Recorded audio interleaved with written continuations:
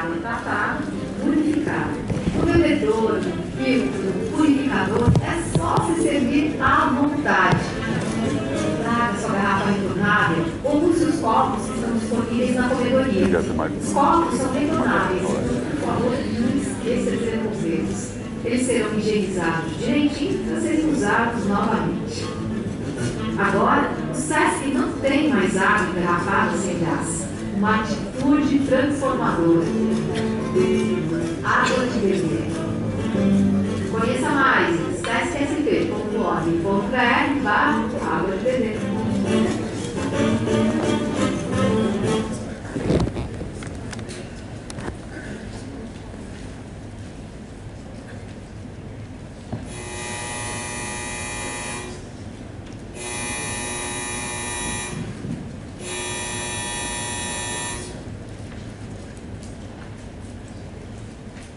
Boa tarde, sejam bem-vindos ao auditório do Sesc Vila Mariana. O Sesc é uma instituição privada sem fins lucrativos, constituída pelo empresariado do comércio de bens, serviços e turismo. Se você está empregado por esses setores, você e sua família, bem como os demais trabalhadores de sua empresa, têm direito a participar de tudo que o Sesc oferece, gratuitamente ou a preços reduzidos. Mais informações na central de atendimento. Próximas atrações no auditório do Sesc Vila Mariana, dia 14 de março. Série Conceitos, com Paulo de Nascimento e Jennifer Campbell. Dia 21 de março, série Conceitos, com Paulo de Chester. Informamos o cancelamento do bate-papo de hoje às 19 horas com Yasmin Bailey. Esta sala tem as normas de segurança e dispõe de brigadas de incêndio, alarme, luzes de emergência, extintores e hidrantes. Todas as portas estão destravadas e as saídas desobstruídas. Por favor, desliguem os telefones celulares. Além do som, a iluminação da tela também atrapalha o público e os artistas. Lembramos que não é permitido fumar nem consumir alimentos ou bebidas no auditório. O registro do espetáculo em áudio, vídeo ou foto só é permitido para profissionais credenciados. E agora, o Sesc tem o prazer de apresentar, pelo Blue Festival, um bate-papo com John Cale e mediação de Alexandre e Matias. Desejamos uma ótima experiência a todos. Boa tarde.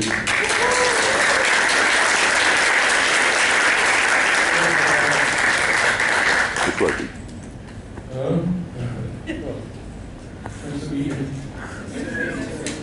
Boa tarde, é uma honra e um prazer poder receber um dos maiores nomes da música, mais influentes da música contemporânea.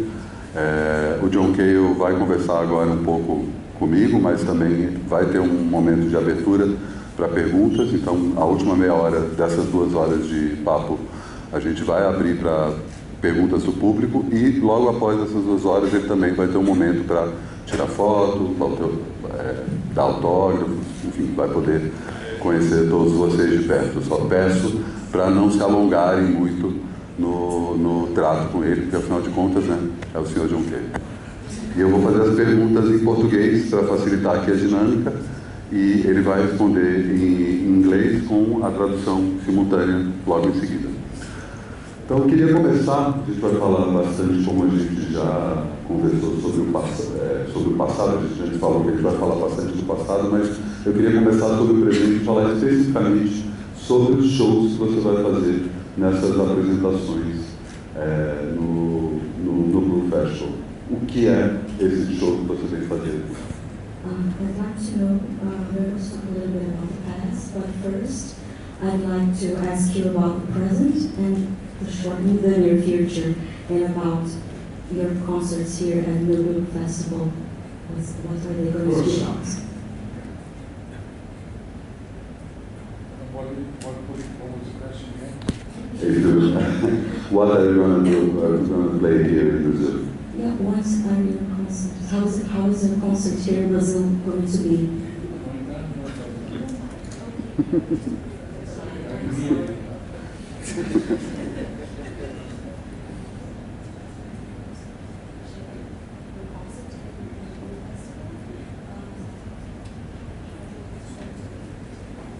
I'm going to Orlando right here, that arrive tomorrow, and then we're going to do a concert. It was a request for an hour and a half. We're going to do that. We're going to do it, many of a lot of different songs. We're not other underground songs. There'll be a lot of different songs over the years, and some of them you'll recognize, and some of them you may not recognize because they have different arrangements, which is something I have a very bad habit of doing, of reinventing the song and doing the song in an entirely different way. But I mean, that's exciting to me.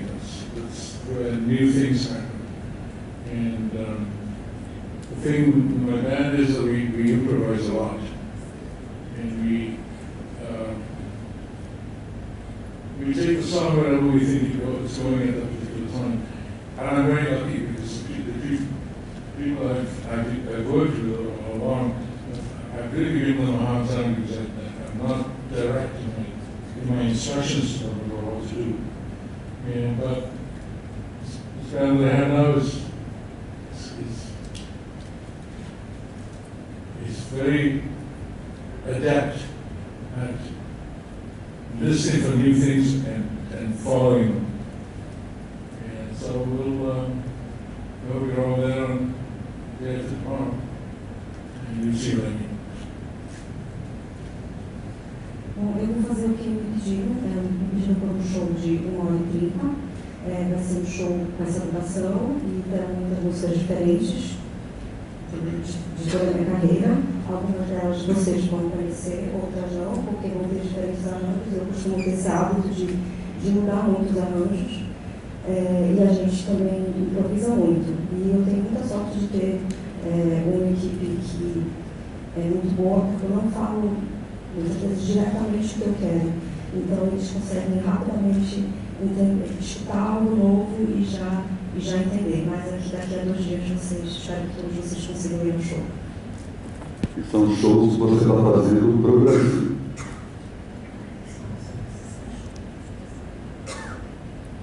Yes. So these concerts are really just for this Portugal. Sim, são para o Brasil.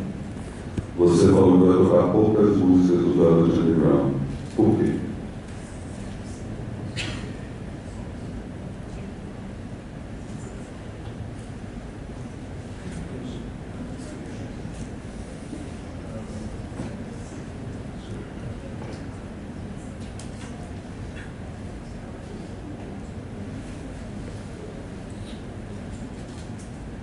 No, I'm going to do some songs for Rolling Ground, not the majority. I'm trying to perform as many different songs in different ways as I can. I mean, it keeps my sanity most of the time. Which is something you have to fight for, by the way, in this instance. Eu vou tocar algumas músicas do Velvet Underground, mas não todas, é porque eu quero, na verdade, quero trazer uma variedade, um apanhado de diferentes músicas, porque isso é muito necessário para manter a sanidade nesse meio. Você se incomoda com a sua associação constante ao Velvet Underground, apesar de você ter feito toda uma carreira além do trabalho com a banda?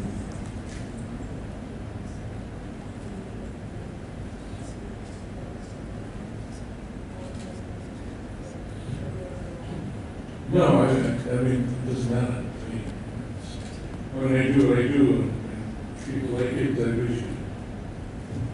Não, eu não importo. Eu faço o que eu faço e se as pessoas gostam, eu fico muito contente. A gente estava falando um pouco antes de entrar aqui sobre os shows recentes que você fez, inspirados em 2 discos do Velvet Underground, e você parou de fazer esses shows. Queria que você falasse um pouco como foram esses shows e por que você não vai mais fazer, pelo menos por enquanto.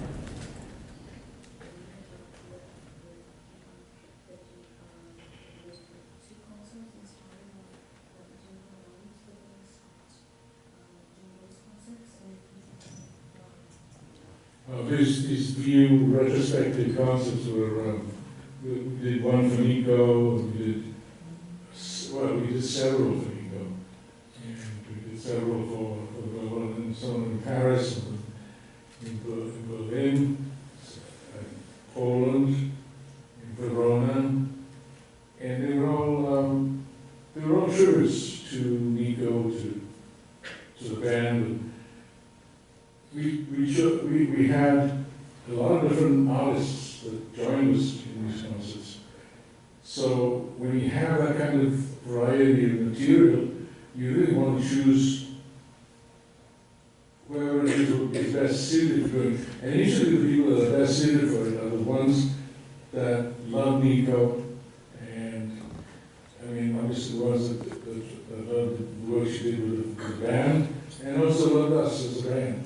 And we had a lot of really very interesting people coming in and singing with us. And it was a very different kind of crowd every night. And that's what we did it at the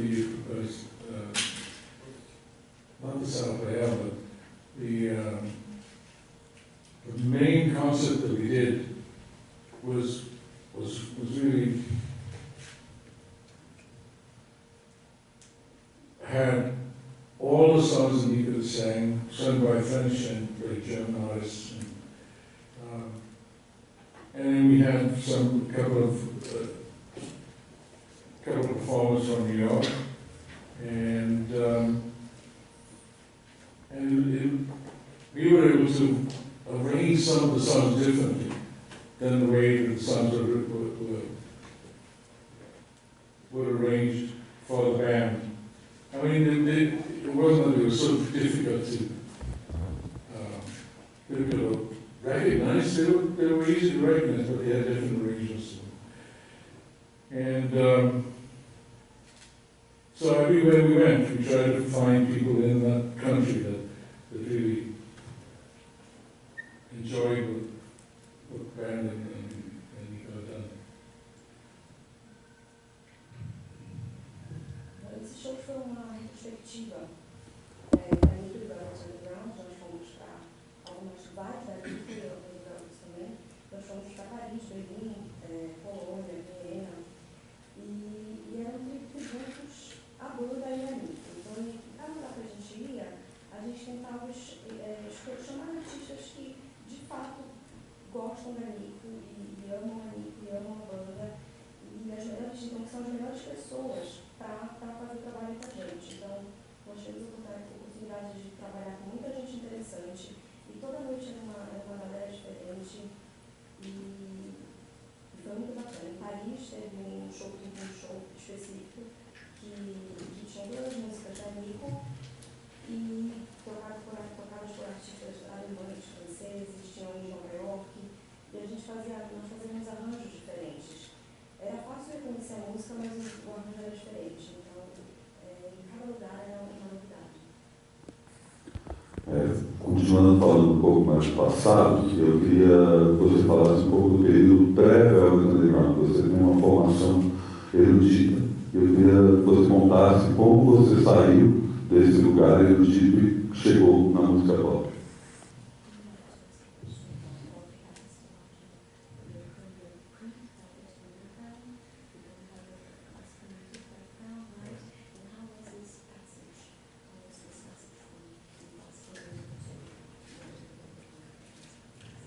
It was kind of the way that passage happened was really the best way for me as a musician was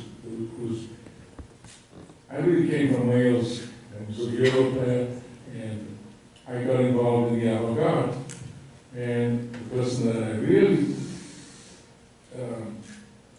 latched myself onto was John Cage. And then I decided I wanted to go to Tanglewood Music School in Massachusetts for the summer school. But I met Aaron Copeland before then, and I explained to him that really what I was going there for was I wanted to work with Lamont Young, and that John Cage at that point had handed over the baton of the avant-garde and advanced music to Lamont. And it was very interesting because all the music suddenly, it veered away from Danamschian and the avant-garde German schools and summer schools that Lamont showed up one day, and the theoretical basis of the avant-garde at that time was in flux. And Stockhausen's idea of the advancement of music was that you had to plot every element of music. That is, you had to serialize. By serializing, I mean you had to create an order for it. And it was just pushing everything into a more scientific realm. I mean, not really scientific, but I mean, a provocative realm that organized all the music in terms of pitch, duration, instrument, and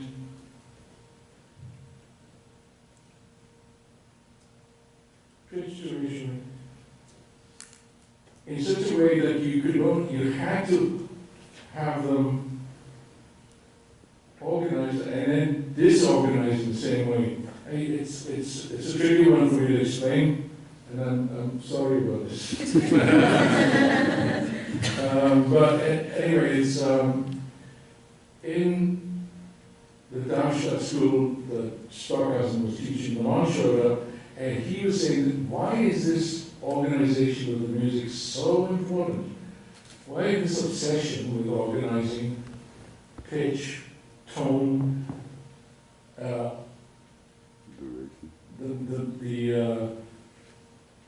range of the instrument and everything?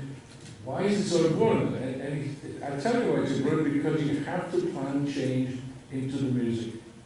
Because that's what composers have done through history, is they plan change. And Lamont immediately got up and said, no, you're wrong. You don't have to plan change, because change is already there. And he proved it by playing, he has a piece which is a fifth, a B and an F sharp. And the instruction for the performer for this piece is hold for a very long time. And when you sit there and you listen to this pitch, these two pitches together, you start hearing all sorts of different things. I mean, when we performed one of these pieces in New York, a little bit later after the one came back from Darmstadt, people came into we were amplified, and we played very loud, and you could hear everything that was in, the mistakes and everything. And people would come up to us and say, who's playing flute in there? Who's playing trumpet in there? Who's playing, doing that? And nobody was, it was just hallucinogenic. And we sort of pleased some of the audience because they were into hallucinogenics. But it really was a natural order of sound that Lamont contradicted Stockhausen, and was very important for us to promote. So, am I getting away from it? No, I mean, well, do that.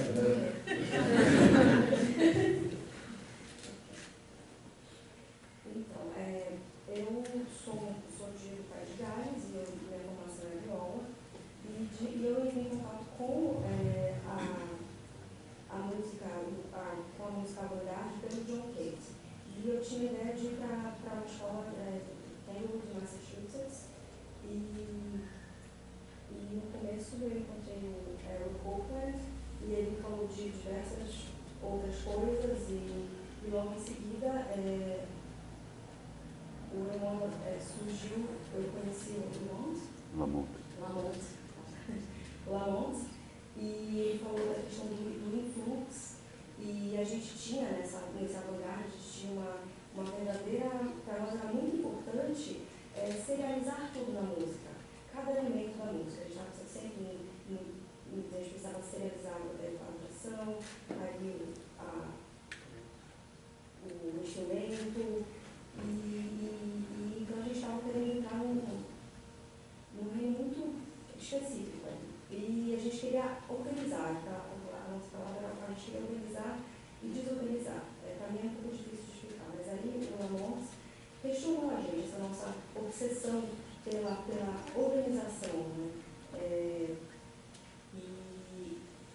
E a gente descobriu que a gente precisava planejar a música o tempo inteiro, planejar a música para... Desculpa, gente, vocês estavam me ouvindo? Planejar a música para a mudança. Então, a gente tinha que estar sempre pensando nessa mudança e nesse planejamento. E o Lamont me respondeu que a mudança já está lá. E ele provou falando o seguinte, ele colocou uma casa toda uma música que ele segurava ali as notas um tempão. E ouvindo aquele som ali, a gente começou a ouvir outras coisas a gente começou a ouvir coisas diferentes. E uma vez nós tocamos essa música em Nova York, e bem alto, assim, e dava para ouvir tudo, os erros, e etc. E as pessoas muitas vezes se perguntavam assim, está tocando uma flauta aí? Que instrumento é esse? Na verdade, não é. Thank you. So, at the end of my theater with Lamont, I was really very proud of everything that we did with Lamont. And then I joined the Underground. We put the band together. And so I was thinking, how do I bring some of these ideas into rock and roll? And one of the great things about work we do was that we could improvise at the drop of a hat. And he just run up. He would improvise songs really easily. And they were folk songs, mainly. So I thought, well, I put this little drop of avant-garde into the band and see how it works. And it worked. I mean, it got some, whatever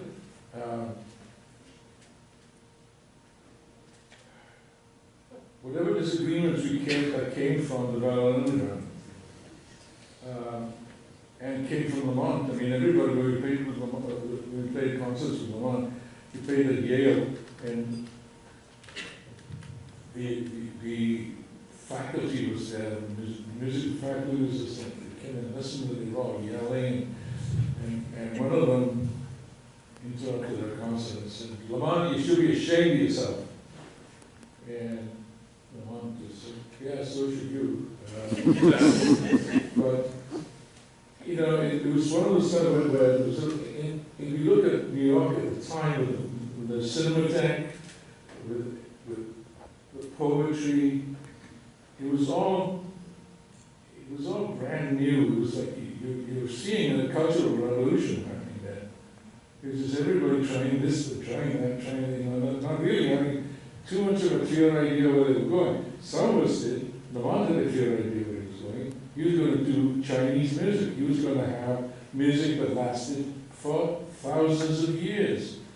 And the whole intonation system that we had was all based on this need to create something that was beyond the scope of culture at that moment.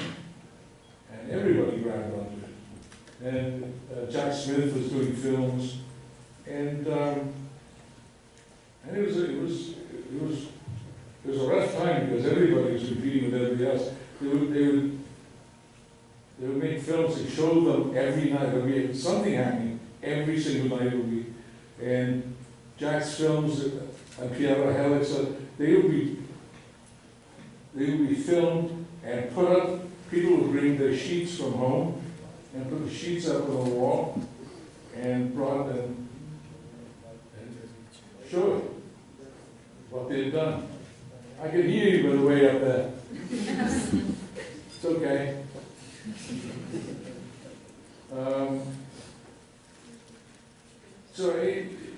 What we tried to do was move from Lamont and Stockhausen and in my case, when I got to Tango, it was Yanis Xenakis. And it was a Pithepracta and Metastasis, the pieces that he wrote for orchestra. And they were, you know,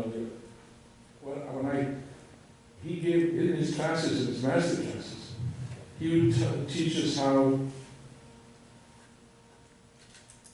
do you, he wanted to take his principles from the architecture school that he worked at with Le Corbusier. And he wanted to bring the principles of the architectural designs into the music. And I was sitting there listening to this, and I couldn't make sense of it. So he taught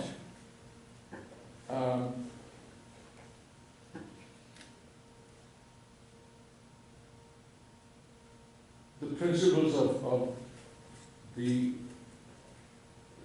Paris Pavilion, the design of the Paris Pavilion played into Pithopracta and metastasis. And then he would say, how can you predict the appearance of a B flat in the next 3 bars? So he was dealing with probability theory, and his principles of composition were really the principles of probability. And when I listened to that, I thought to myself, I don't get this. I don't know how this works into the theory of the music.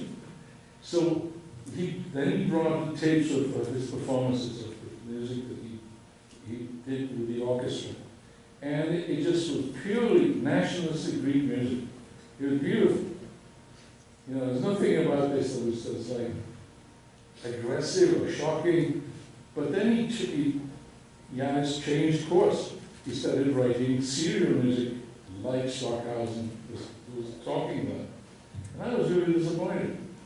I mean, I said, why are you doing this? I mean, you've got metastasis and Pithopracta, and they're beautiful pieces of music that's expressive. You can hear it. It's pure expression in there. And anyway, Janis went his way, I went my way to the Velvet Underground, and I'll stop there.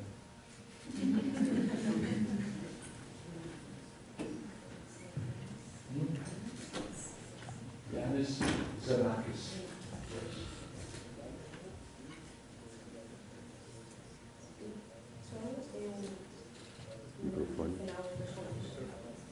Afinal das contas, eu distanciei. Eu fiquei, meu trabalho com a moto, ele terminou e eu fiquei muito orgulhoso desse trabalho. A partir daí, e aí nós criamos o Velvet Underground e a gente levou essa ideia. E eu pensei, como eu levo essa ideia, como eu posso trazer essa ideia para o rock? E a gente colocou ali, né, uma pitadinha. E foi muito legal porque o Lou Reed ele improvisava com uma facilidade gigantesca. Mas o trabalho era com músicas folk. Então a gente falou, vamos colocar uma gota de avant-garde aí, e deu certo. Né? E a gente, muitas vezes, qualquer desentendimento que a gente tinha no Velvet vinha muito do Lamont. E a gente, uma vez, a gente estava tocando, fazendo um show, e um barulho, e tudo que a gente apresentava era muito novo, uma pessoa parou no meio do show, interrompeu o show e falou para ele que ele tinha que ter vergonha. E ele falou, quem tem que ter vergonha é você, ele respondeu. E em Nova York estava acontecendo uma revolução cultural na música, no cinema, e eram muitas ideias, uma efervescência muito grande. E assim, a competição era muito grande também, era muita gente criando, e muitas vezes as vergonhas que as pessoas levavam para os lugares um lençol para projetar o que eles tinham criado, o filme que eles tinham criado. E toda noite tinha um filme, uma projeção acontecendo, alguma coisa cultural acontecendo. E aí eu tenho uma figura que eu lembro que é o Janis Xenakis, e nas aulas dele, ele queria aplicar princípios arquitetônicos do Le Corbusier para a música. E para mim era uma dificuldade, eu não entendia. Ele ensinava nas aulas os princípios do pavilhão de Paris e ele queria aplicar aquilo à música. E para mim era uma loucura, porque ele também queria aplicar a teoria da novidade, e eu não conseguia entender. E aí depois, aí uma vez ele me mostrou, e o que ele me mostrou do trabalho dele era pura música grega, e aquilo me encantou, porque era de uma beleza enorme. E depois ele mudou de percurso, e eu fiquei, não, depois de tanta coisa linda, ele mudou de percurso, eu confesso que eu fiquei um pouco decepcionada. Antes da gente prosseguir falando sobre o Alexandre, eu queria que você falasse sobre a sua experiência com o John Cage no longo concerto numa aula do Eric Satie. Foi a primeira coisa que fez uma hora.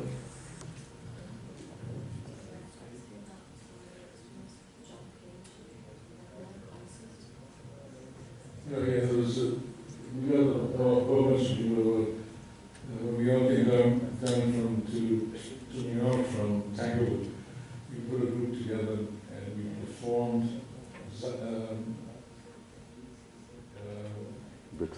Vexations by Alexandre.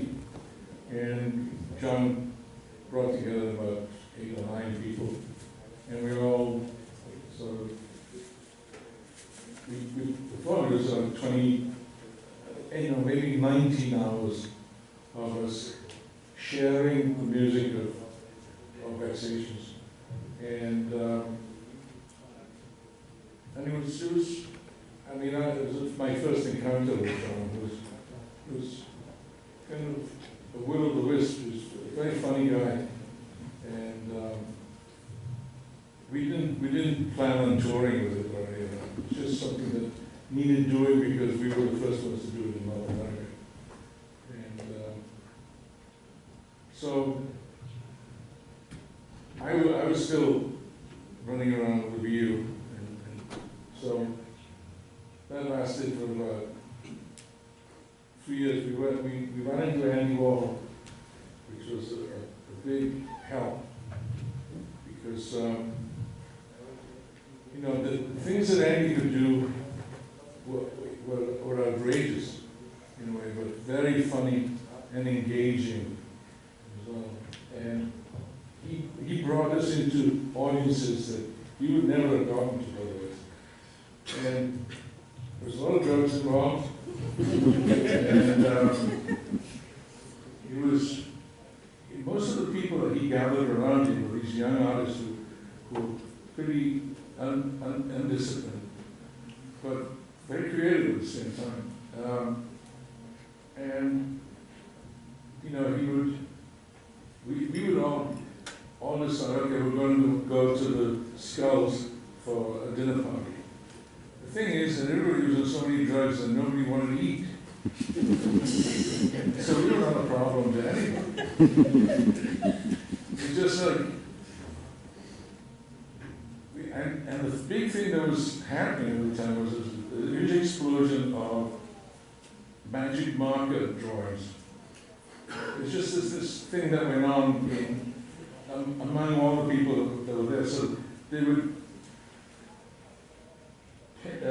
draw on books. So you'd have these books of drawings on them, and these books were called trip books. Mm-hmm. And the trip books were really something special. They were like a real window into the culture at the time. And but anyway, the thing about us going to dinner parties, we'd all have a trip books and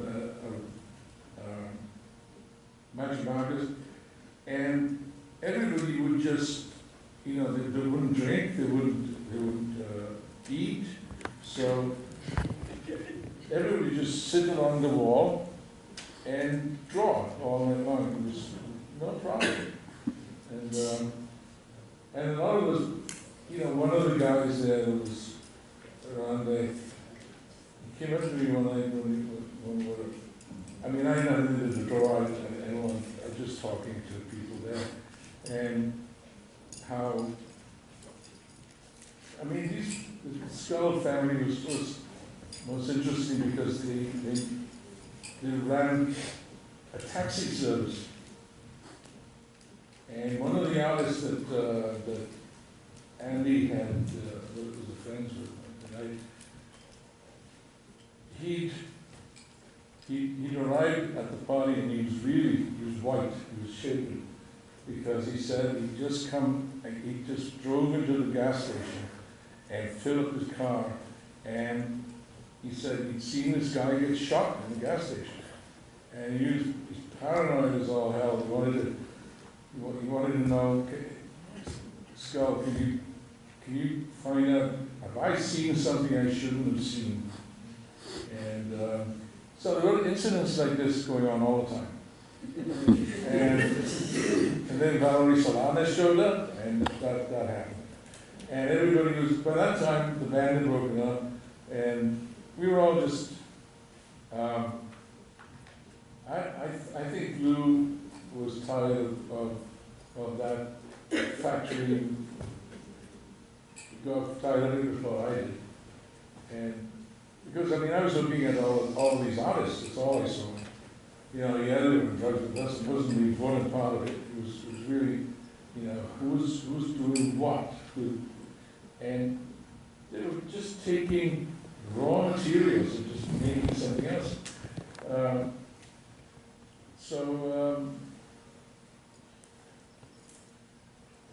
When we decided to break up, it was on the basis that I think we had all run our course with the scene. And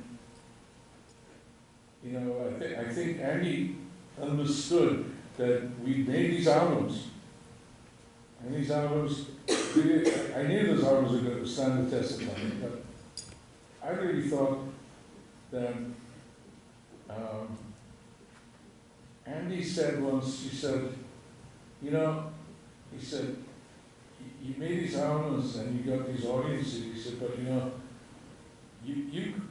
you've got another audience that you've got to deal with. You can't just go around just playing. I can book you into museums all over the world and you can go and perform them, but that's not your audience.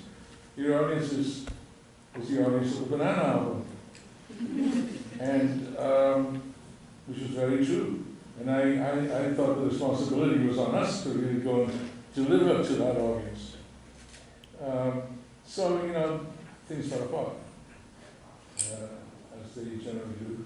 And, but I always respected Andy for how he dealt with all of this. And, but there was nothing that could be done about it. So that's about it. Mm-hmm.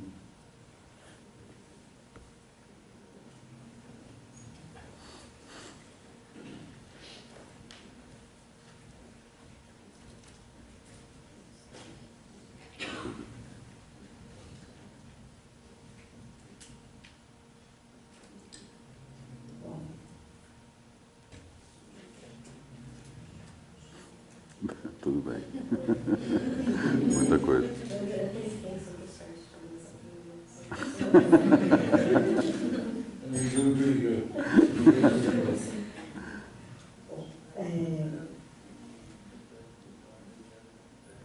Nós tocamos sobre John Cage. Então a gente foi de Tanglewood para New York e resolvemos tocar Vexations, do Sati. E nós éramos um grupo de 8, 9 pessoas e tocamos lá por 19 horas ali, nós compartilhando aquela obra. E a gente realmente não planejou fazer tudo com ela nem nada, a gente só queria ter aquele momento para compartilhar. E nós fomos os primeiros músicos a fazer algo do gênero na América do Norte. Né? E logo em seguida encontrei o Andy Warhol, que nós encontramos o Andy Warhol e que fazia umas coisas chocantes, mas muito envolventes e engraçadas, tinha um grupo de artistas em torno dele, muitas drogas e muitos artistas jovens e indisciplinados. E eu lembro que a gente ia todo mundo para uns jantares e estava todo mundo tão doido que ninguém comia. E na época a gente tinha aqueles marcadores com as canetinhas e o pessoal desenhava nos cadernos e fazia os tripbooks, que são livros da viagem. E muitas vezes a gente E esses stripbooks são, de verdade, uma janela para a cultura daquela época. E eu lembro que muitas vezes a gente ia para essas festas, tipo festas e jantares, e muita gente levava o seu stripbook, sentava, não falava com ninguém e tal, não comia, só sentava lá e ficava ali desenhando. Eu não era de desenhar, eu só conversava com as pessoas. E aconteceram situações surreais, assim. Eu lembro que teve uma vez que um colega nosso chegou, assim, rápido, e porque ele tinha ido colocar gasolina no carro, parou no posto de gasolina, e viu um cara ser baleado, assim. E aí tinha uma galera que era Skull Family, né, família da caveira, que tinha uma frota de táxi, eles sabiam de muitas coisas ali, e a preocupação dele era saber se ele tinha visto demais naquela cena. Então, assim, era muita coisa acontecendo. Eu acredito que o Lu ficou cansado da Factory antes de mim. Porque eu estava lá vendo os artistas e vendo o que eles criavam, porque eles criavam coisas assim do nada. Criavam aquela matéria-prima bem bruta, assim, e criavam coisas ótimas. E lá pro final, assim, quando a gente, uma hora quando se separou, e o Owen falou pra gente assim, olha, vocês têm todos esses álbuns, vocês têm um público gigantesco, e eu posso amanhã colocar vocês para tocarem em diversos museus na Europa, mas eu sei que o público de vocês, na verdade, é o público que ouviu o álbum da Banana. Então, e aí a gente deveria ficar fiel àquele público. Mas, enfim, as coisas acabaram, como tudo acaba, e eu sempre respeitei muito o Luiz. Como ele Falando sobre a sua saída do Underground Club, agora de você ter saído, você começou a produzir outros artistas.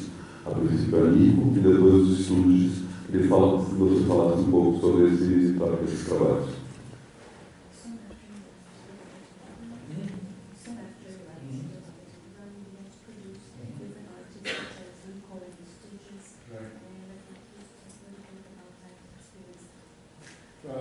I thought in the back of my head all this time that all of this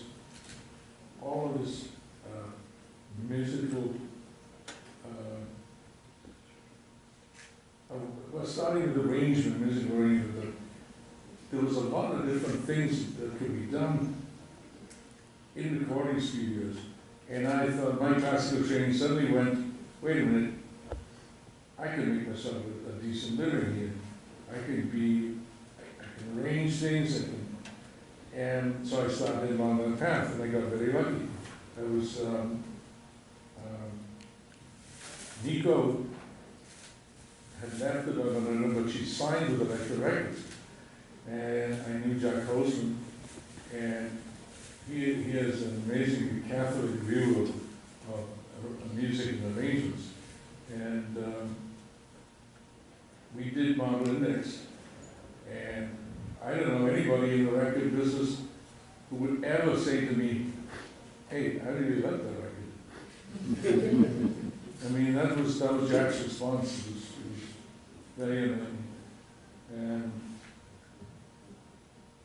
so then the Stooges, I said to Jack that, hey, I like the record too. I mean, it's really a really European leader. That's really what it is, leader. And I said it's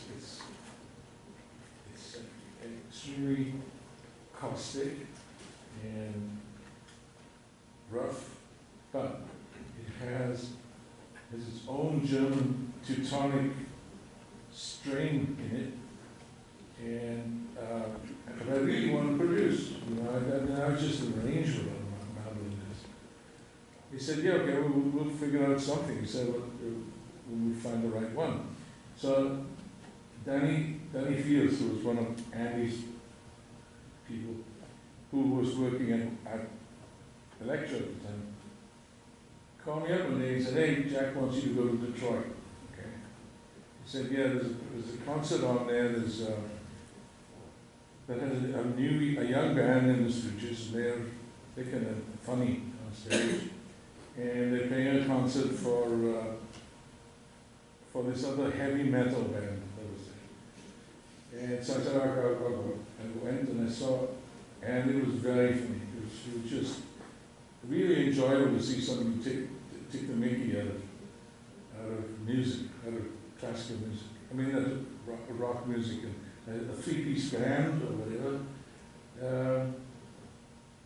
And then it happened that Jim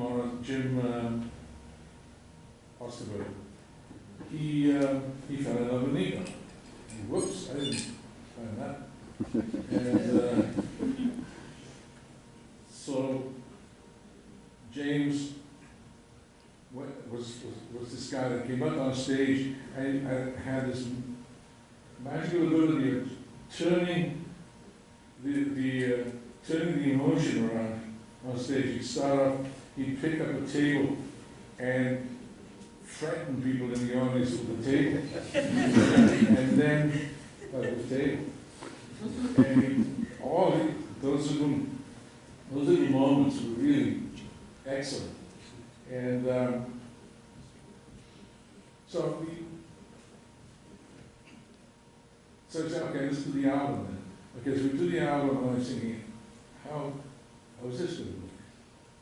And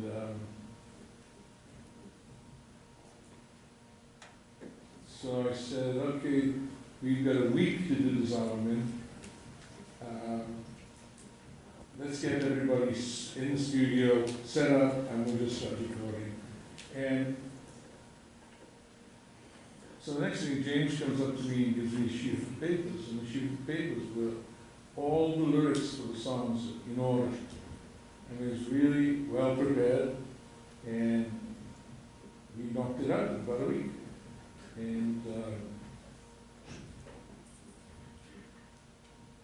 so that's how the future of Iggy Pop and the Stooges began. And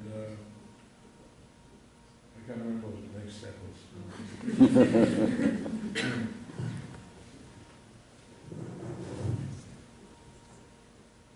Eu sempre pensei na questão do... Pode. Eu sempre pensei na questão do arranjo musical, né? Pensando na minha formação clássica também, e aí eu comecei a ver que eu podia fazer muita coisa no estúdio, e que eu podia ser bom nisso. Então a Nico tinha já saído do Alexandre Brown, tinha assinado com a Electric Records. E aí eu comecei a... Eu queria muito trabalhar naquele álbum, e aí eu produzi o primeiro álbum dela, que é o More Windows. E em seguida, um colega meu falou comigo sobre que eu precisava ir para Detroit, ver uma banda, e foi a primeira vez que eu vi os estúdios do palco, e foi muito legal, porque eles eram engraçados no palco, e foi muito bacana aquela banda. E aí o Jim Osterberg tinha uma habilidade muito louca de mudar o clima do palco. Você pegava uma cadeira, uma mesa, ameaçava a plateia com aquela mesa, e depois ele parava e dava um abraço na mesa. Então, eram momentos assim, esses foram momentos excelentes. Assim. E aí a gente pensou, bom, nós temos uma semana para gravar esse álbum, e aí ele veio para mim com tudo organizado, com as letras todas, ele estava muito organizado, e a gente conseguiu gravar esse álbum nessa uma semana. E foi assim que começou o hip hop dos estúdios. Eu queria que você falasse um pouco agora sobre o começo da sua carreira solo. Você lança o seu primeiro disco em 1970 e aos poucos você vai equilibrando entre o rock e a música de vanguarda.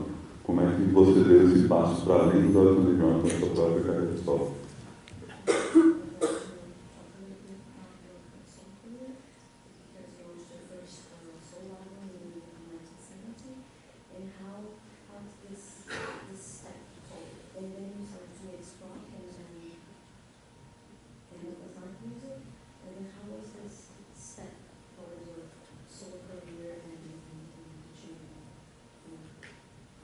was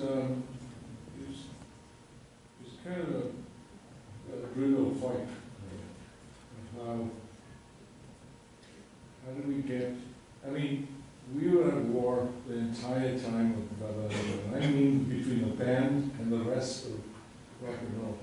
It was always something that we had to impress on people that we were serious about what we were doing here. I mean, you may think that this is a lot of just noise or whatever, but to us it's not. It was a road for everything that we did. And you know, there was the usual problem of heroin. And everybody thought we were sponsoring drug taking. And Luke played the game with that. I mean, and we sort of, we kind of survived it in the end, but I mean, he was messing around with the wrong idea, that trying to, telling some policeman that you really want to talk that the government should give people drugs. Kind of the wrong end of the stick. And, but, so we had to make sure that people understood that what we were dealing with here in a song like Heroin, for instance, is that this is a song about someone who is not happy with himself. The person singing this song hates his existence. And his way of dealing with it is to try, and this is a cri de coeur, that you know, he's going to try and set things straight. And so once, I think we were in disarray in the band. So whatever we intended to do, or we might have been really noble and all of that, but if we were so disorganized about the whole thing, it was never going to happen. Nobody got to it. So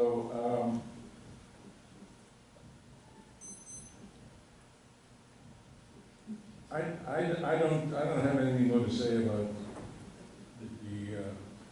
the way we went about doing it. We worked at it. We tried to really persuade people that people who are unhappy with themselves are really worth. I mean, I'm not going to say people who are unhappy with themselves is a market.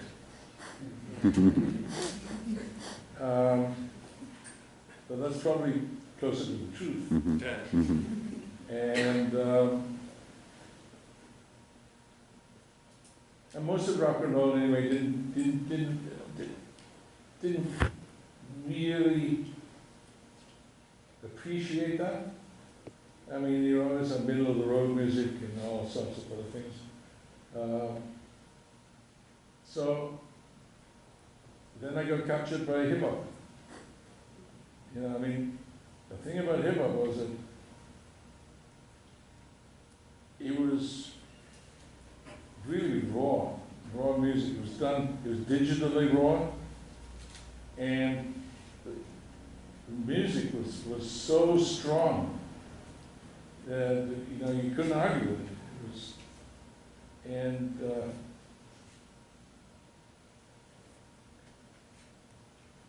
I thought, I mean, it came out of the Bronx, and it was also on the West Coast with Snoop and Dre, and that was its own world, and that made a ferocious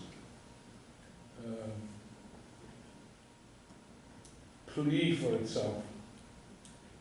But at the same time, I don't think the road to violence really has to go through hip hop.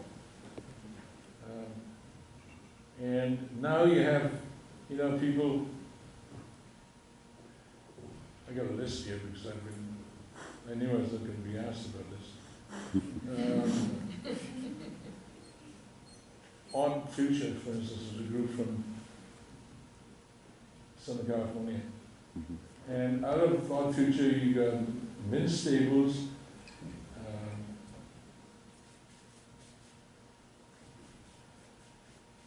Tyler, the Creator, whole bunch of young guys that really have a strange and wonderful world that they write about. And then there's Chance.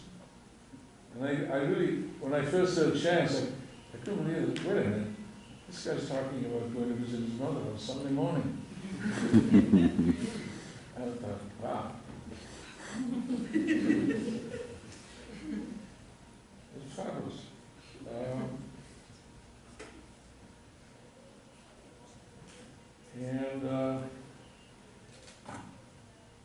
Anyway, so we right up to hip hop, and Snoop and his sense of humor really got hip hop on the West Coast anyway, rolling along, and the guys from the East Coast, it didn't have the same humorous quotient that it had on the West Coast, and it really needed it. Mm-hmm.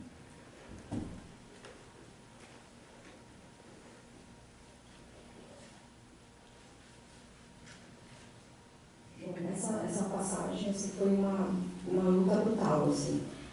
Nós, no Alexandre, a gente estava em constante guerra entre nós e o rock and roll, porque a gente sempre tinha que provar que nós éramos sérios e que a gente não era só barulho, a gente estava fazendo algo de fato. E também tinha um problema muito comum da heroína, né? Nós estávamos patrocinando o uso de drogas. Nós sobrevivemos, mas assim, o Luiz falava que chegou umas falas que o governo deveria dar drogas para as pessoas, mas, por outro lado, assim, a música Heroin, ela trata de uma pessoa que não está infeliz, que é uma pessoa que odeia a sua existência. E isso tudo a gente estava bem desorganizado quanto banda. E por mais que a gente quisesse fazer algo que de verdade quisesse, a gente não conseguia se organizar para isso. Em última instância, eu não vou falar que a infelicidade é um mercado, pessoas infelizes são um mercado, mas na real essa frase é bem próxima da verdade. E aí chegou um ponto que eu fiquei muito fascinado com o hip hop, uma música forte, uma música crua, o pessoal da Costa Oeste, lá o Snoop Dogg, veio do Bronx também, uma outra galera, e eu fiquei muito fascinado com a forma como eles falavam do mundo deles, e aquele movimento veio com muita força. Posso citar aqui alguns nomes como o Tyler, the Creator, e eram jovens que falavam de um mundo estranho e maravilhoso. Por exemplo, o Chance the Rapper tem uma música que ele fala ele visitando a mãe num domingo de manhã. E a galera da Costa Oeste tinha um humor que o pessoal da Costa Leste não tinha e que faltava. Mas é isso, assim, eu fui vigiado pelo hip hop. Antes do hip hop veio o punk e acabou influenciando o hip hop, a cena nova-iorquina como um todo. Você estava lá no olho do furacão do punk. Queria que você falasse um pouco especificamente dos dois artistas com quem você trabalhou lá, que foram os Modern Lovers e a Bad Smith. E também se essa cena punk você vê como influência na própria cena que depois vai dar origem ao hip hop.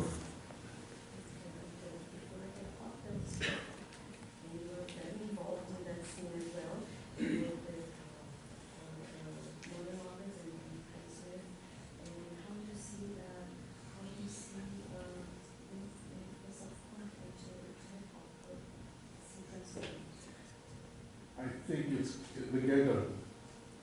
With hip hop, you have the ghetto, and the punk, and you have the Lower East Side. But in a weird way, it's like when you look at punk West Coast and punk East Coast, the punk West Coast was really about the distance between the rich and the poor in California, and the distance between the rich and the poor New Jersey and New York, that there was a wider gap in California than there was in New York. They weren't that influential anyway, but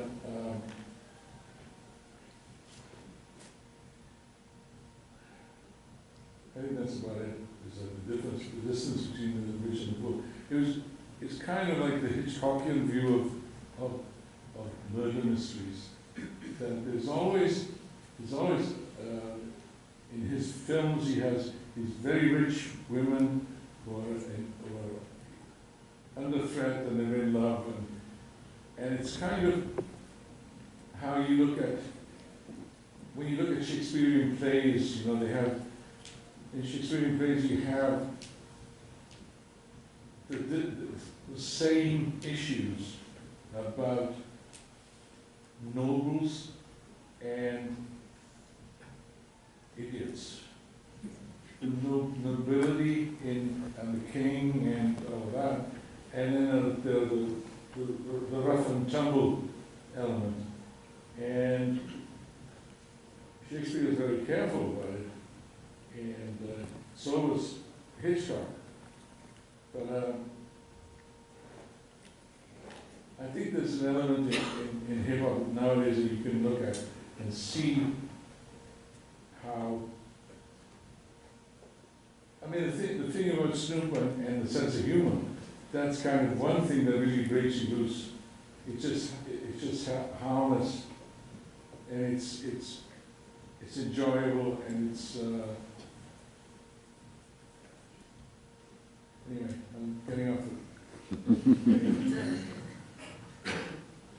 Eu acho que a grande questão aí é a distância entre os ricos e os pobres. Claro que, né, a distância na Califórnia não é tão grande quanto em Nova York e no New Jersey, mas eu acho que aí está o centro da questão. Assim como, por exemplo, você pensa nos filmes do Hitchcock, que sempre tem aquela mulher que está rica e ameaçada, e vai para Shakespeare também, é sempre a questão dos nobres e da plebe. Então acho que dá para pensar muito nisso. Agora, quando eu penso no livro, eu penso muito no Snoop Dogg e na questão do humor que ele coloca, né? É um senso de humor ali, é agradável e é inofensivo. Mas eu acho que eu já estou saindo um pouco. Você acha que o rock se leva a sério demais?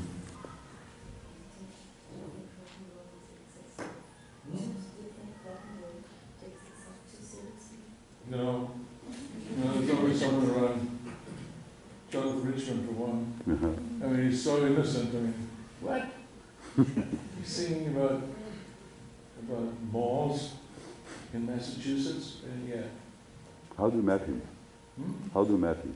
He's a huge Velvet Underground fan. Showed up in Boston at the Boston Tea Party, and he showed up at every one of them.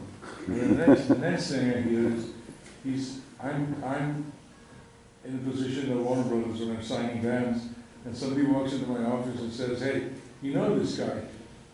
I didn't remember him well. I said, "Yeah, he knows you. He's like, you know, a big fan of the videos."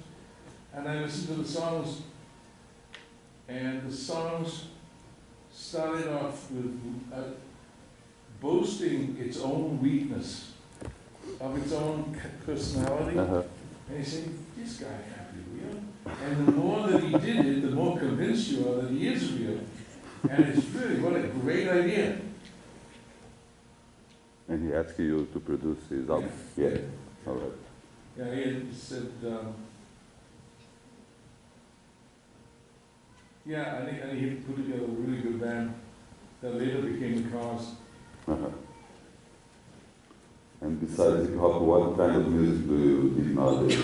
Well, first of all, I had the devil of the time persuading Warner Bros. that because they couldn't. And so I think Jonathan just really decided that entertainment was not for him.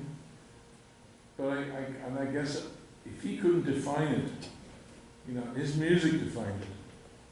So unless you're willing to like really go down that route and really, you're going to be faced with people like Warner Brothers.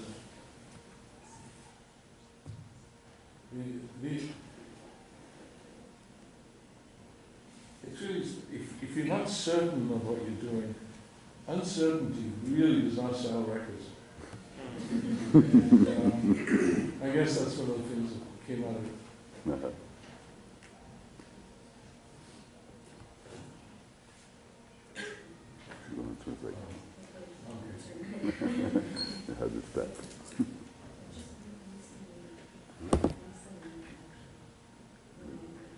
Jonathan Richmond.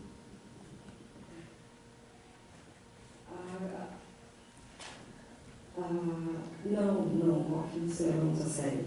Tem o exemplo do Jonathan Richmond, que ele é quase inocente, assim.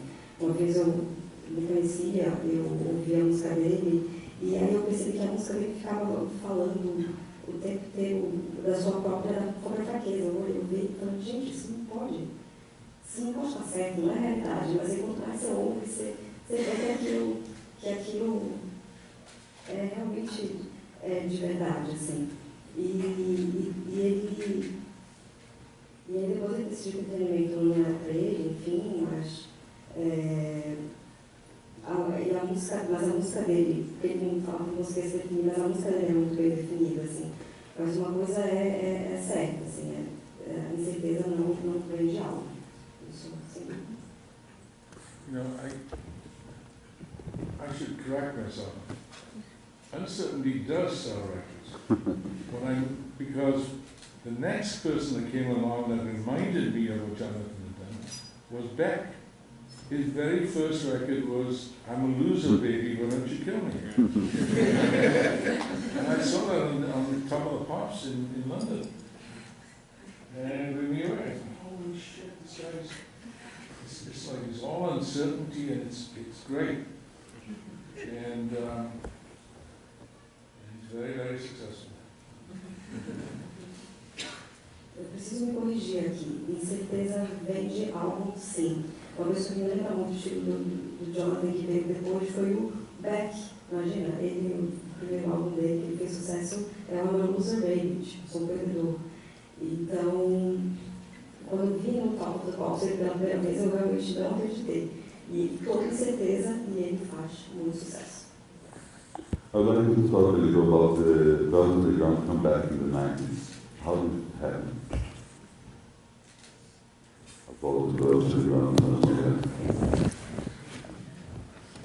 Lou and I sat down and had dinner and said, you know, unless you want somebody else to do it.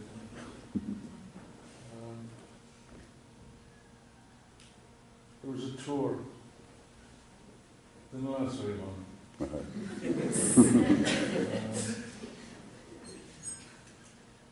But we two numbers, two tours, two parts.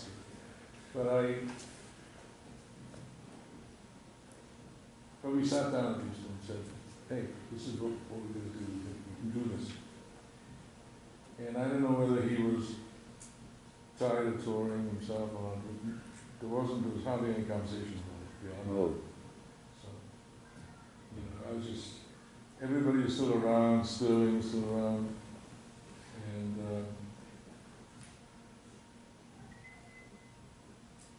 Mo. Mm-hmm. So we didn't have any substitutes. Uh-huh.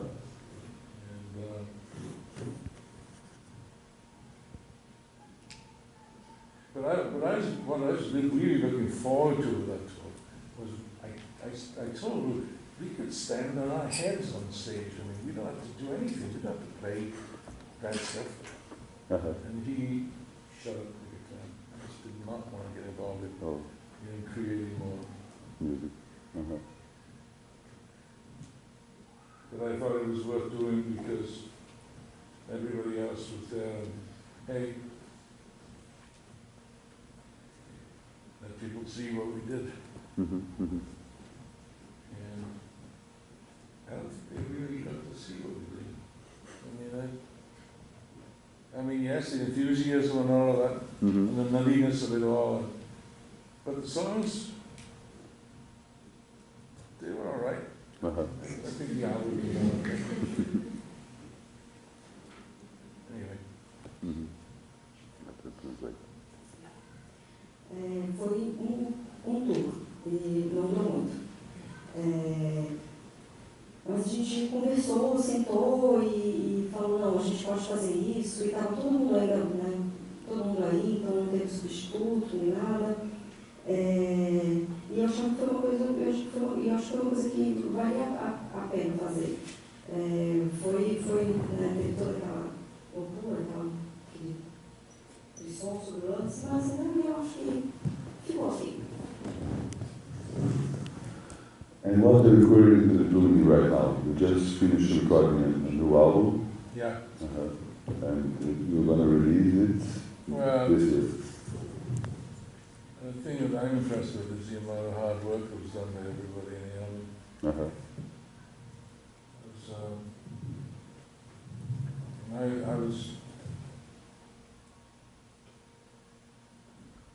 I was ready to move on to other things and write more songs, but not until I'd finished this one. And you recorded with the same band that you're bringing here to Brazil? No, over 3 years. But I think sometime later this year it'll see the light of day. Você acabou de gravar álbum, né, quando ele será lançado. Sim, eu gravei, mas já faz alguns anos, a banda mudou um pouco, mas vamos ver se em breve ele é lançado. Eu queria abrir um pouco para perguntas. Alguém quer fazer perguntas? Se alguém quiser, acho que tem um microfone em algum lugar. We're going to ask for questions from the audience. Okay.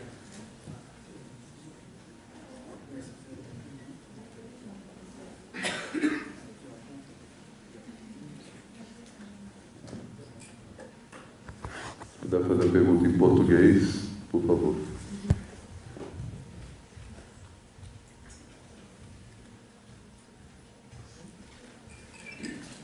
Hi, John. Hi. Eu explico em português.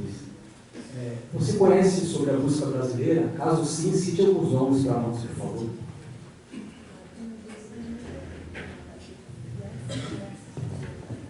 I mean, I'm sure I do. It's the commercial version that really is not rare. And there were, I mean, the percussive side of it, yeah, I understand. But I really tried to, I steered away from the carnival side and looked for stranger, but they're always really good guitar players that shine. And so my knowledge is limited to instrumental music. But I catch sometimes, usually if I get them on Voice of America or whatever, they're always hard to track down. There was a singer that she made an album called La Ronia, which I think, I could be wrong, she may be Chilean. Big mistake. It happens. It happens. A gente pulou. Peraí, que traduzir a resposta. Desculpa. Como sempre aqui tem bons guitarristas, eu conheço um pouquinho, não tenho conhecimento muito profundo. Eu sei que tem bons guitarristas aqui, eu ouço um pouco mais música instrumental, mas para mim é um pouco difícil de me manter atualizado. Tem uma cantora que eu gosto, mas eu acho que ela é chilena, na verdade, então acho que eu tinha um erro aqui. Eu gostaria que você falasse mais sobre o segundo álblo, realmente o White Night White Heat, e principalmente sobre a gravação e o som do disco, porque existe uma lenda de que o disco não era para soar tão agressivo como soa, e que isso aconteceu sem querer porque o produtor Tom Wilson desapareceu no meio da gravação. Eu gostaria que você falasse um pouco sobre a gravação do disco e o som dele.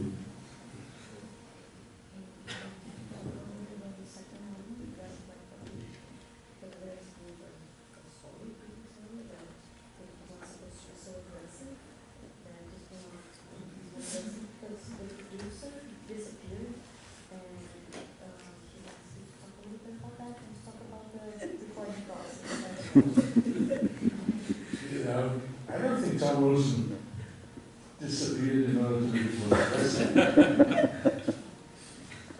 He was in the back room the whole time with two ladies,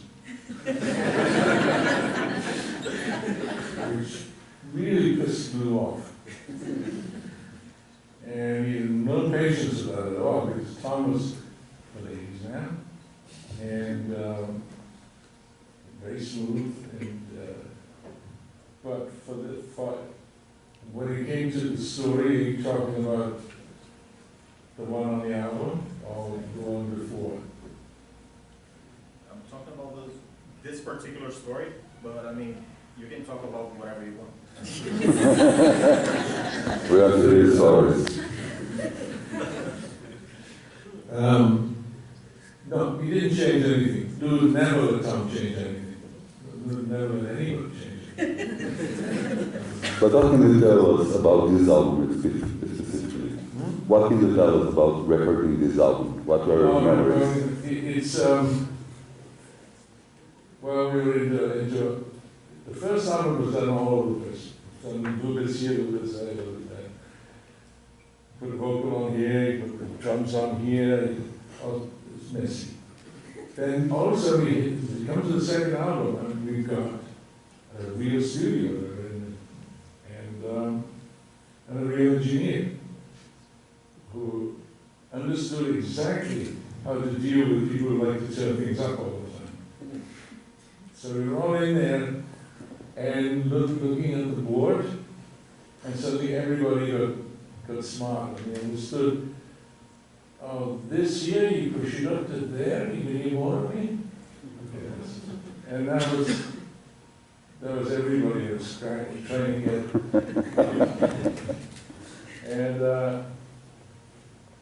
And Lou was in there, they put the guitar.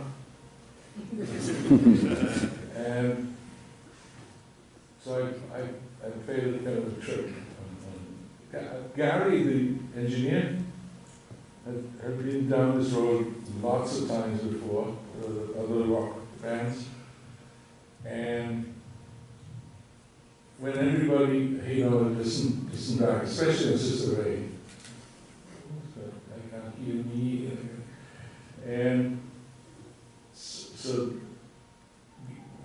the board itself had all these faders on them that were really controlled by one big fader that Gary had on his control. And he had a drawer, that he pulled out. So when everybody was pushing and everybody's attention was on that board, he was looking and turning down. I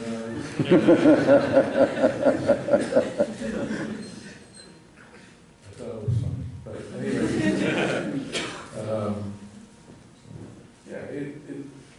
a lot of that stuff and the stuff that went on in the back room, and how I made, I don't know if I want to own up to that. It was,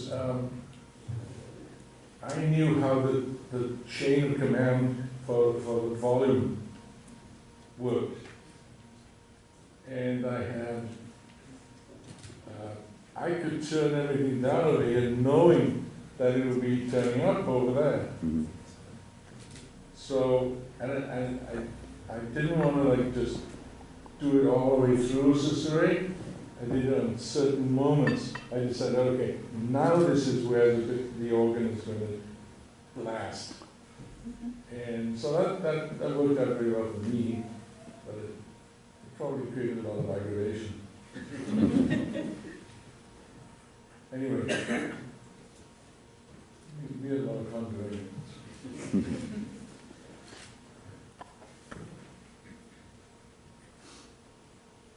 Olha, eu não acho que o nosso produtor sumiu. Ele estava lá, só que ele estava no cômodo de trás ali com duas moças sozinhas. E isso irritou muito eu, porque eu não tinha a menor paciência. Mas assim, sobre. Ele não mexeu em nada, porque eu não deixava ninguém, não tinha que mudar nada. Sobre a gravação, assim, nós gravamos no estúdio com o engenheiro, e o engenheiro, o Gary, já estava muito bem acostumado a trabalhar com bandas de rock. Assim. Então tinha a mesa, e tinha os diferentes faders, e só tinha uma mesa ali principal que ficava com o Gary, que é ele que controlava no final das contas. Então ficava todo mundo mexendo ali naquela mesa, e beleza, só que o Gary estava aqui do lado, de fato, controlando. Então era bem engraçado. E eu sabia, eu entendia muito bem como era a cadeia de comando disso aí. Então eu resolvi ter os meus momentos ali de não, aqui eu vou colocar o órgão aqui bombando. Tal. Não sei se para mim foi bom, mas não sei se deu certo para todo mundo. Hi, John. Happy birthday, by the way. Thank you. I was wondering if you could talk a little bit about how you came up with the arrangement for a version of Heartbreak Hotel. You did, I know you did a live with Brian Eno before you put it on record. How did that come about? Well, it wouldn't have happened unless the words for that song were really extraordinary. And it had all the verses that had the personality of each member of the writing group. And but the version that I was sang, I think, is in the major key, and I put it into a minor key and slowed it down. Slowed it down because it was more effective as a piece of drama. So, and we did it at June 1st for that record. And it worked. So it's worked ever since. So that's how it happened. Putting it in the minor key. Ele perguntou como foi o arranjo da música Heartbreak Hotel, que ele tem uma relação com o Brian. Ele disse que ele colocou em um tom um pouco mais baixo e deixou a música mais lenta para questões de drama mesmo, para deixar mais dramática. Mas ele realmente não teria conseguido ser a música, não conseguiu, né? A letra não fosse perfeita. Então foi assim que aconteceu e deu certo. Hi, Dan. Hey. Happy birthday to you. Queria saber como foi a relação dele, como era a relação dele com o Brian, com o Kevin Ayers também, e como foi o processo de produção e de gravação também, né? Do 1º de junho de 74, um disco que ele assina com a Nico, o Kevin Ayers e com o Nino também. E que ele tocou piano. Oi? É um disco que ele assina com ele, o Kevin Ayers, a Nico e o Brian. Eu queria saber como é a relação dele com o Nino e com o Kevin Ayers também, que era do Soft Machine, do Soft Machine. E ele tocou piano nisso, né? Então. He is copying your recording on June 1st, 1974, and he asking about your relation with Brian Eno and Kevin Ayers. And what can you tell? Kevin is a strange guy. He's a very funny guy. He's unique. I mean, he was living in a bus last time. He found a spot in North London, parked the bus, and was living in the bus.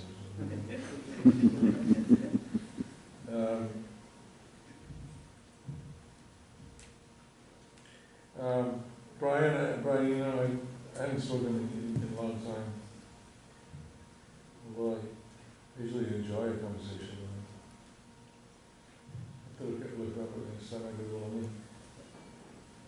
But he asked about that record that arrived that June 1st, 1974. That was Richard Williams was the main man at Island, and it was his baby. He came up with the idea, and he came up with the people needed to make it work, and he sold the idea to Island, and we did it like 2 or 3 times. I think we went to Birmingham and then Manchester. Yeah, a lot of mirth, a lot of funny stuff. You know, trying to make a band out of something that really doesn't hang together as a band at all. And you couldn't control any of them. They were all like running to the pub or whatever, among other things. I'm a good road to talk.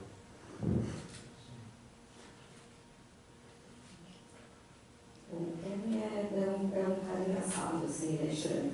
A última vez que eu fiquei sabendo dele, ele estava morando em um ônibus. E o Brian não falo com ele há muito tempo, é uma pena. Eu gosto muito de conversar com ele, eu preciso entrar em contato com a próxima vez que eu for a Londres. E sobre a gravação, o Richard Williams foi ele que teve a ideia, foi ele que chamou as pessoas, e creio que a gente fez a gravação umas 2 ou 3 vezes, e foi curioso, assim, foi porque foi uma tentativa de criar uma banda com pessoas que realmente não tinham ali nada a ver, e foi uma experiência muito curiosa. Hi, John. Hi. We often see hip hop reinventing itself over and over. There's always something new about hip hop, but many people they say that they don't see that happening with guitar-based music anymore. With guitar-based music? Yeah. It's true. So what should we expect from guitar-based music for the future? What do you think? Well, you got to be songs. You see me talking about, you got to have songs. I'm talking about what can be brought as a new feature, just like you did adding a viola to guitar-based music. Well, that's a tough problem. But, you know, guitar players are really flourishing. I mean, they pop out of nowhere. I mean, so I'm not worried about it. I mean, I'm not worried about music in general. There's really good people around all over the place. Most unlikely places. So, I don't think you can have guitar-based music like you had it in the 50s, where you had steel guitars and stuff like that, and no words, songs, just instrumental music. So I think it's another they've got to crack. So I can't be more worse than that. Foi feita aqui que todo mundo fala que o hip hop se reinventa sempre, mas a música que tem roubado a guitarra parece que está estacionada. E gostaria de saber como você vê isso. Tem muitos músicos bons, eu acho que muita coisa pode ser nova, pode ser feita, porque tem muito guitarrista bom e surgindo do nada, em qualquer lugar. Isso não me preocupa. Eu penso isso na música em geral. Claro que não dá pra gente ter uma música, uma guitar-based music, só instrumental dos anos 50, mas as pessoas estão aí criando e tem muita coisa nova assim. I would like to talk about this question. What about the song as a format? Do you believe that in the future of the song as a format? Absolutely. It's essential, but it's really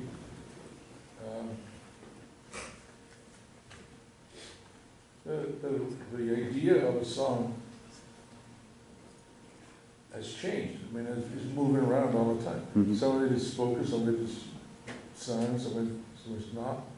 So, I mean, I don't know. Well, I mean, what's happened with hip hop and all of that is that you torn it apart, and you got a lot of the stuff that I like. It's about 10, 15 years ago. There was a guy in Texas. There's a movement in Texas called. The guy's name was Big Mellow, and there was a group of people that would sit around and get drunk and drink cough syrup all night. And it was very difficult. Some of them were very difficult to understand what they were saying, but it had this grimness to it that was really interesting. And the group, the style of songwriting was called Dirty South. It was mainly Houston and Dallas, but it was just this, you know, most of hip hop is not, it tries to get itself out there. Yeah. And so, but it doesn't really happen all the time. So I went searching for these guys and finding what the style was and where it came from. But it worked. I mean, it was grimy, and it's probably the original kind of grime. And so those are the kind of things that I find interesting in. I mean, as strange as Jonathan Richman seemed, you know, these guys were also strange, but they had their thing going on.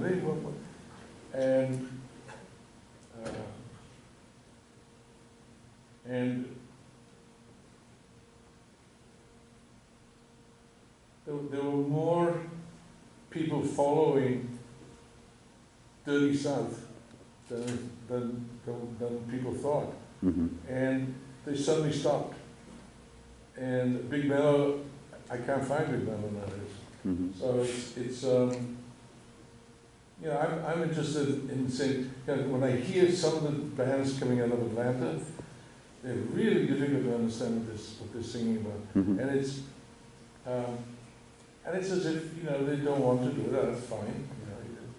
But having a whole group of musicians and songwriters from one town having this urge to sing songs that are indecipherable and don't. I mean, I don't. I'm not complaining about their expertise in language or anything. I mean, I find it fascinating with their expertise in languages.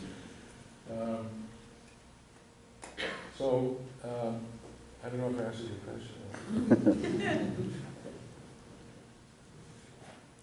Translate. Eu gostei a pergunta dele para a questão do som, da canção. Você acha que a canção, enquanto formato, vai continuar existindo? Claro que sim. Tem, assim como no rock, tem muita coisa acontecendo, tem muita coisa que eu gosto. Por exemplo, há uns 10, 15 anos surgiu um movimento liderado por um cara chamado Big Mellow. Era uma galera que se reunia ali e tal, na rua, e para ficar bêbado tomando um chapo de café. E aí eles criavam eram umas músicas difíceis de entender, assim, não dava para entender a letra, tinha um quê sombrio, mas era extremamente interessante. E o que eu acho mais interessante é essa questão dessa. Era uma coisa meio que lembrava o Jonathan Richman, mas no hip hop ali.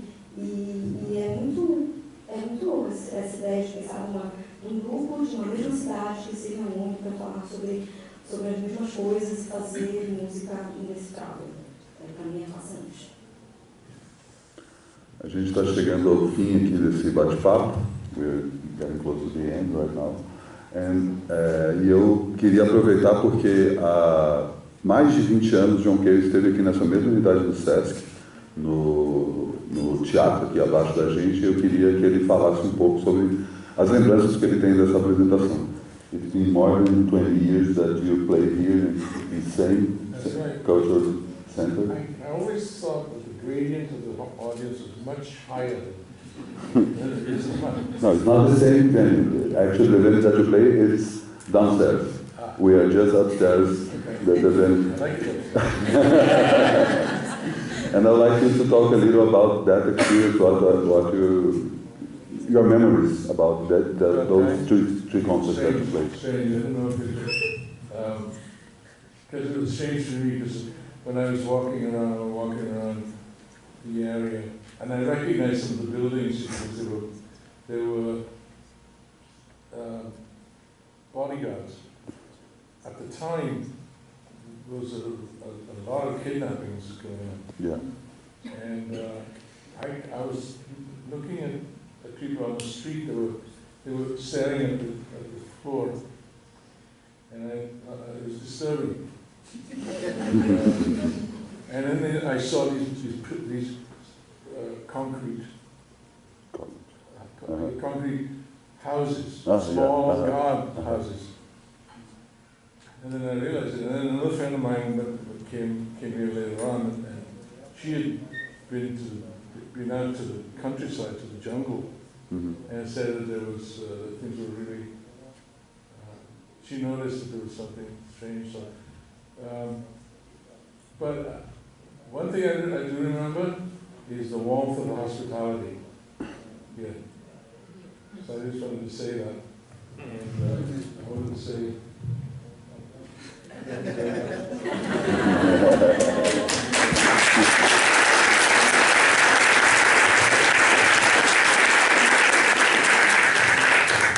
We'll see you next time.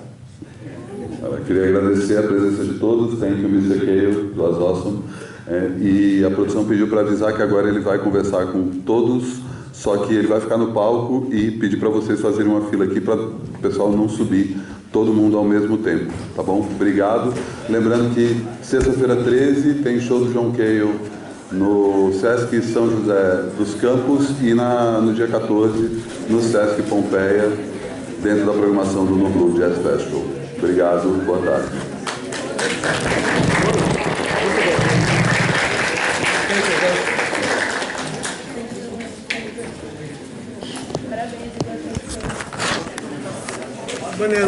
É macho, né?